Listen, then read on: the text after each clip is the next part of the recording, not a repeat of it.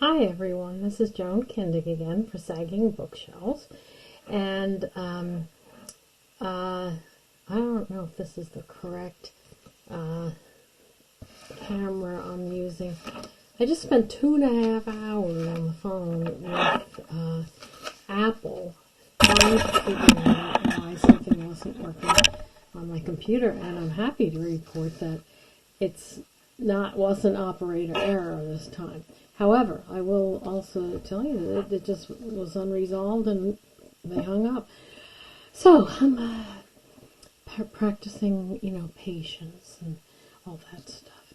So I'll talk about books. That'll cheer me up. That's for sure. It always does, doesn't it? All right. How are you doing in all this lockdown? I'm not enjoying it, I have to say. Thank God for books. Thank God for movies and the arts in general. I found some really interesting things online that I've been watching, and it's just really, if you look hard, you can find some things. But I really miss being part of the outside world, so this is my attempt to maybe make that a little easier for you, and certainly for me. I just finished reading Mildred Taylor's final installment of the Roll of Thunder, Hear My Cry series. I loved that series when I first read it. It was the kind of thing I couldn't put it down. One of them I listened to on audio, which was great, and it was what those of us who are into audios call them driveway books, because you get home and you're in the driveway, but you're at a spot you just cannot abandon, so you sit in the car and finish listening to it. And I haven't heard this one on audio yet, but it's the final installment, so you get to see ultimately what becomes of the Logan family. And I will tell you, I was kind of hoping they'd adopt me. They're just this really loving and lovely family, and we follow them as they go through really hard times, in the Reconstruction period and all that, and now up to the modern day, where there are still many problems, of course. So, but I thought it was just great, and Mildred Taylor. So just remember that. She carries us into situations that it really bring things alive, and I think that's really what historical fiction is really special about it. I've read, fairly widely in historical fiction and history about days past in the civil rights movement, and holy cow, they get followed by a couple of they're in Mississippi in the 60s, but they're followed by two I don't know what to call them, not very kind white people. That's a really nice way to put it. But they also have the sheriff with them. What do you do when you don't have that kind of backup, So, but it's really, it brings it alive to the reader, which I think is really important for us to understand. I won't say fully, but in many cases, it brings us to the edge of understanding that. So really, really a good book. I recommend it highly. A book that is not children's or young adult, but when I learned about the Tulsa race riot of 1921, which I'd never heard about in any educational setting at all, and how did I not know that? Why is that not in our curriculum? It was really quite good. It's called The Burning, and it was in Tulsa in 1921, and it was this part of Tulsa that was very much its own little area. where the African Americans built. And they created almost a little sub-society for themselves and kept themselves safe. They prospered. And then things just changed. And a young woman accused a black boy of trying to molest her, which no one actually believed. And it set off a race riot, which to me is kind of akin to what we're going through right now. we didn't address so much, and then all of a sudden everything's exploding. And but it's a very interesting book, and I do recommend it. It's called The Burning, Massacre, Destruction, and the Tulsa Race Riot of 1921, and it's by Tim Madigan. Okay, but back to children's books, sort of, and I'll explain what I mean by that. This is a book that I had, it was so popular that it, you had to backorder it. This is called Anti-Racist Baby, which I love that crazy title. And it's crazy because can a baby be anti-racist? This is by Ibram X. Kendi, who wrote his, oh gosh, now I'm going to forget the title of his book. But Stamped came out of it. He ended up doing a collaboration with Jason Reynolds, and Stamped is a really, really good book that helps us understand how this inequality that we have is from so far back. I mean, maybe forever, and but how babies, we have to kind of explore the world a bit for them, throw the net a little wider. And it's called Anti-Racist Baby, and it's illustrated by Ashley Lukashevsky, and I like the illustrations quite a bit. Did I say book? How odd. But it's an interesting book, and I say, it's a board book. Look, so that's for baby, right? It says Anti-Racist Baby right up front. But I do like the very beginning of it. Anti-racist baby is bred, not born. Anti-racist baby is raised to make society transform. Because we need to make changes when they first join the world. And it's a good book. I like it very much. They're taught to be racist or anti-racist. There's no neutrality. And so it gives us some ideas to talk about. Open your eyes to all skin colors. If you claim to be colorblind, you deny what's right in front of you. 2, use your words to talk about race. If we stay silent and we don't name it, it won't stop being so violent. 3, point at policies at the problem. Point at policies as the problem, not people. And these are really great points. I love them. But it's not a book for babies. It doesn't, the audience, you always have to look at who it's pitched for. And this is not for, your kids sitting in the back seat eating their peanut butter and jelly and grabbing a book out of a basket. This is for moms and dads and myself, grandparent. But look at the number 3, point at policies as the problem, not people. Well, I don't think they really know what policies are at a very young age. And this graphic didn't help me a lot.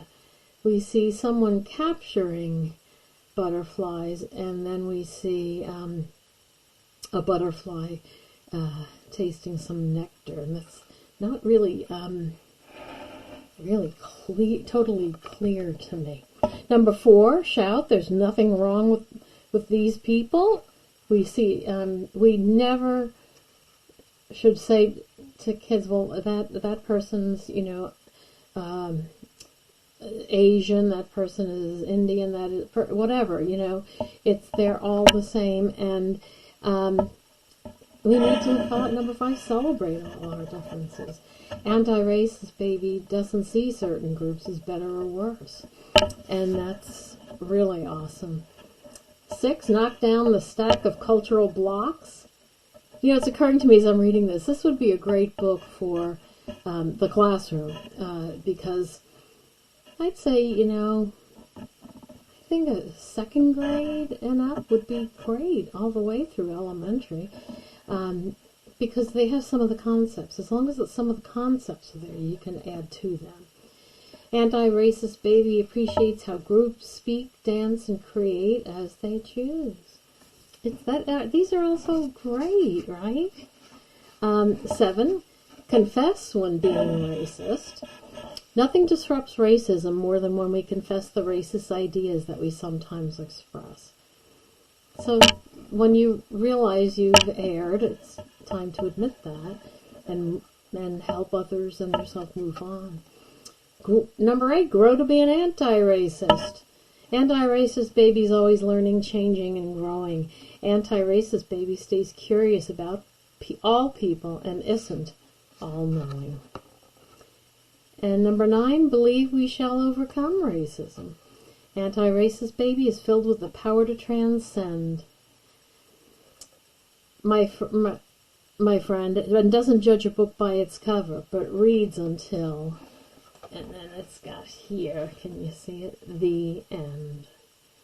So I think do you agree this is a really great book? It's an outline. Really, I think teachers could use this brilliantly in the classroom, as they always do. And, but it's not something that you would read to an infant. It's just, I just don't think it would, get to that at this point. So, lots of fun things to, shows how much we learn from books, how much we take in from books that we're not really realizing is being put forth. So there's all kinds of interesting books in children's literature, and that's what I love so much about it. So I just thought I'd share a few. I'm going to try and keep this to less time than I have been subjecting you to. I'm sorry, but I can't help it. My problem is, and it is a problem, when I start talking about books, I really can't stop, This one's by Trudy Ludwig, and you might know her from The Invisible Boy, which is really a nice book. A kid who just doesn't feel like he's seen, and what it takes to make that happen.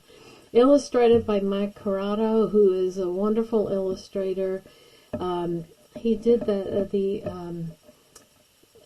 elephant ones, the elephant and a mouse. It's not Elephant Piggy, don't confuse the two, but they're really good. I wish I could remember the specific name.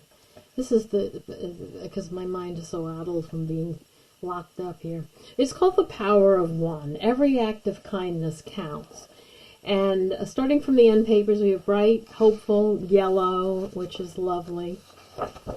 And we start with a very negative image. We see this kid on the playground who's screaming at a little girl who's not just like him, and how awful she feels. But someone sees it. And so this is where the book begins. She's horrified, as she should be. And sometimes one is just... that's it. Three-dog note said it. It's a number, right?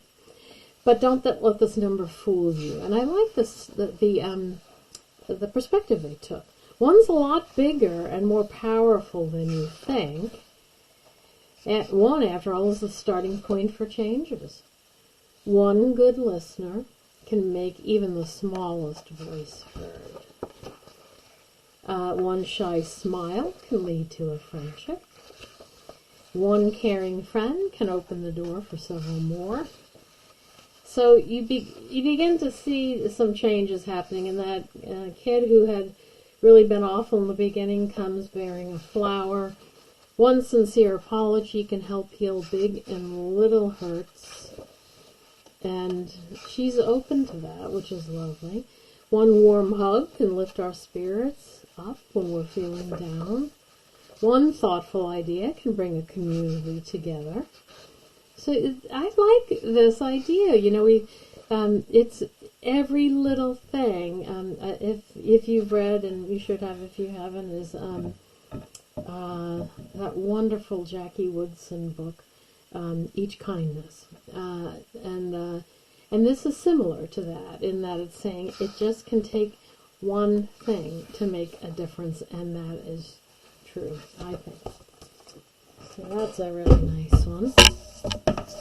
This is a nonfiction one, which is, I think, helpful in this particular time we find ourselves in. Oops, sorry, just playing with that, trying to get it better than it was, but actually I made it worse. Okay, this one's called The Polio Pioneer, Dr. Jonas Salk and the Polio Vaccine. We, of course, are pinning our dreams on a vaccine to get us out of this pandemic. And Jonas Salk did that with the polio contagion. I don't remember, someone asked me recently, do I remember I did not, we were not, shut down like this. But my parents never took us to a mall or crowded areas at all. Pools, forget it.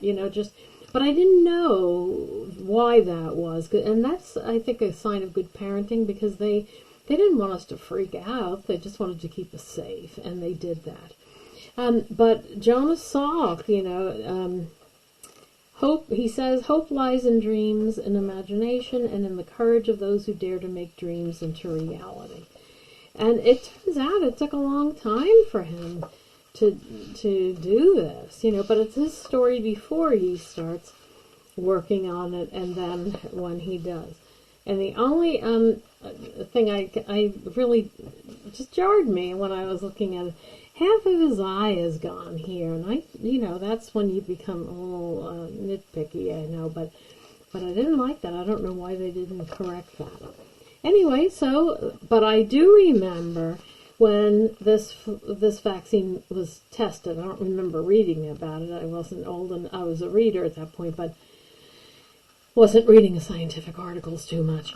This is talks about the epidemic, talks about what people did, but then he comes up with and tests this vaccine, and it says it works. Oh my gosh!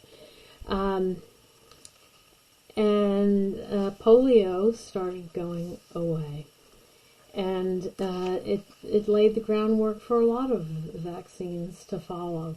But I remember going down to my local middle school. I wasn't that middle school age yet, but that's where we got at least one dose. I do remember getting a little cup with a sugar cube in it, which was fine by me because of my sweet tooth, and it was really obviously monumental. If I remember correctly, and I think this is just great for kids to know, because I always read a book by Kathleen Kroll, Wilma Unlimited, that I absolutely love, and it's about Wilma Rudolph, the great runner, African American, first woman to win 3 gold medals at the Olympics in Italy, in Rome. Anyway, she had polio as a child, and the kids are like, what? And, and I tell them a little bit about it, but now they might actually know it. It seems to me, when I read this, I should have marked it, but he didn't take any money. He could have, been sitting on Easy Street if he charged everybody for the anti-virus that he created. Not the antivirus he created, but the vaccine, excuse me. He is really quite an honorable guy. I think he deserves another eye in that picture. That's really good. So,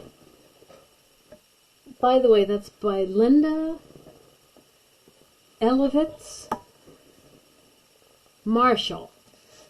To me that there. This is a little nonfiction. It's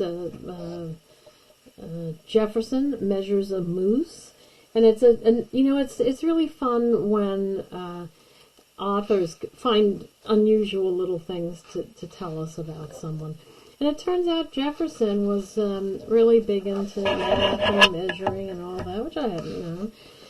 And there was a guy in France. His name was Buffon, Buffon, and he said he'd never been to America, never, had any look at what we had over here, and told everybody that the animals made no noises, nothing would grow over here, that the animals were very small. You can see the cow, supposedly, in his mind.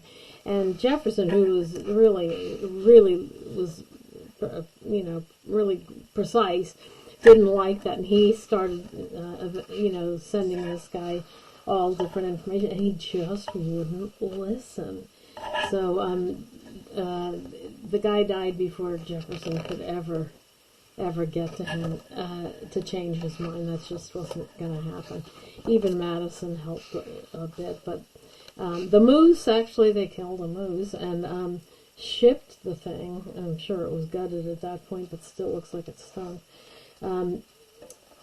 To France for this guy, but just minds are not going to be changed. But I think it's a nice little story just about Jefferson. Although there was, by the way, this is illustrated by S.D. Schindler, who I love, and written by Mara Rockcliffe. But he was always expressing things in terms of math. And he referred to one part here that he, at the age of 80, he boasted to his old friend Abigail Adams, "I have 10 1/2 grandchildren and 2 3/4 great-grandchildren, and these fractions will ere long become units." I don't know what that means, but when I see these fractions applied to children, it makes me think of the 3/4 of a person slavery tax rule. Anyway, so we do have animals that bark, and we do have animals that do other great things. So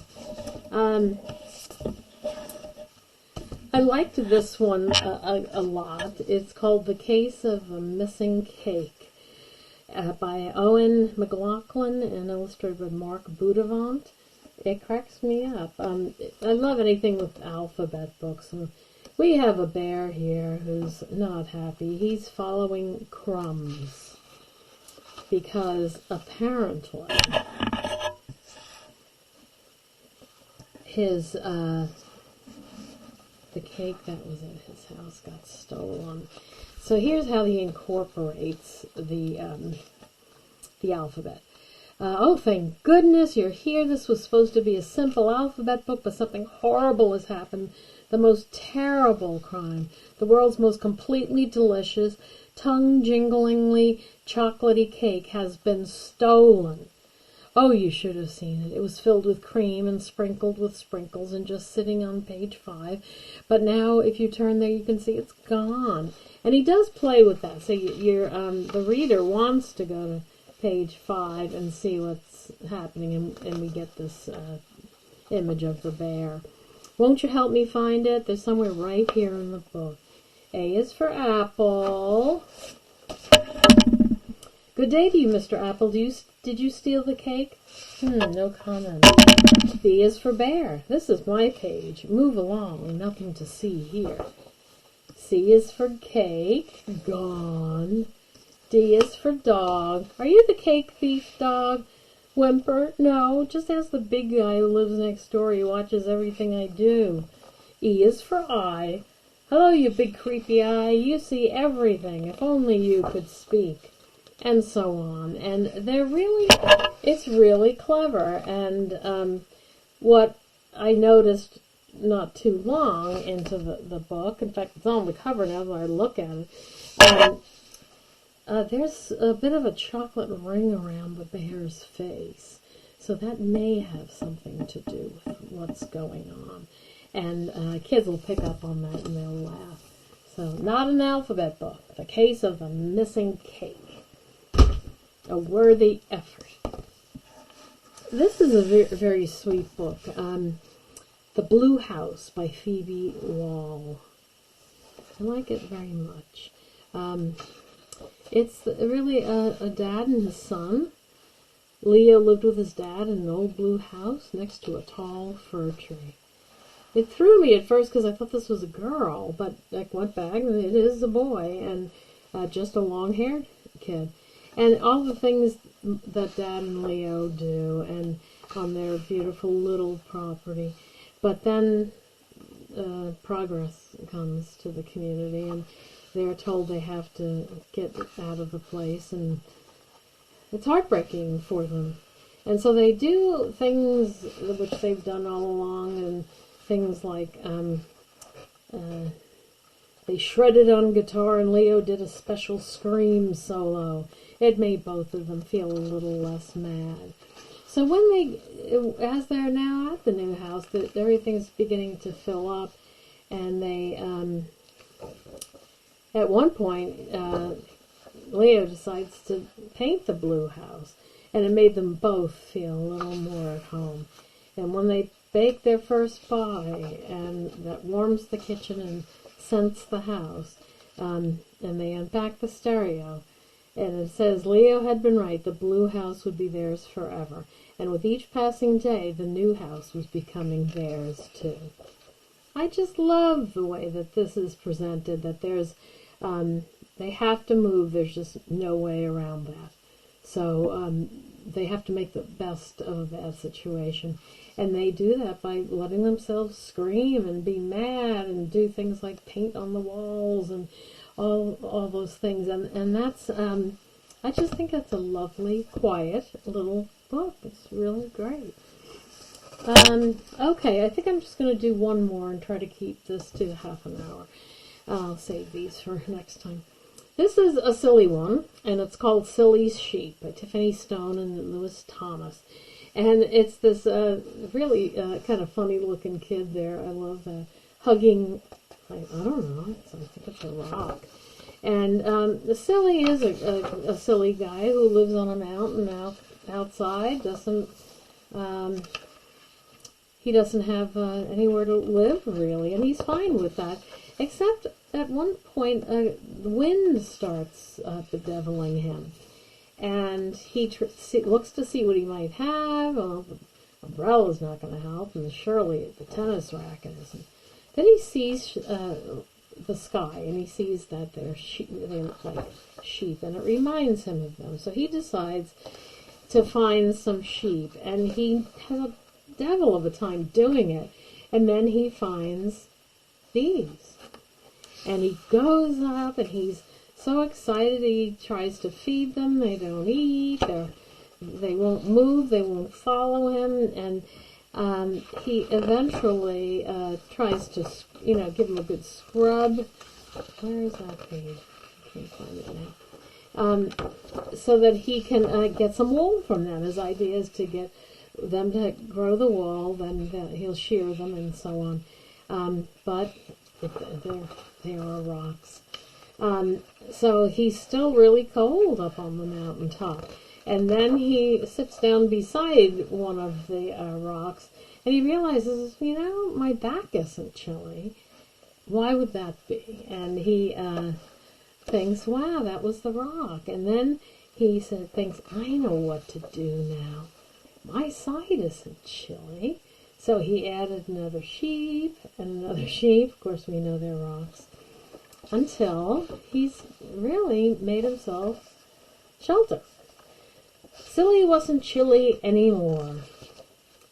I don't need a sweater, he declared. I don't need yarn. I don't even need wool. I just need sheep. And maybe a cow to make hot chocolate. And there you see a sheep there who's finally showed up. But I'm sure he's making the cows in the neighborhood a little nervous. Well, thanks for tuning in, and there's always more great books, so I'll keep on reading and reporting back, and hopefully this is helpful to you. Thank you, everyone. Bye-bye.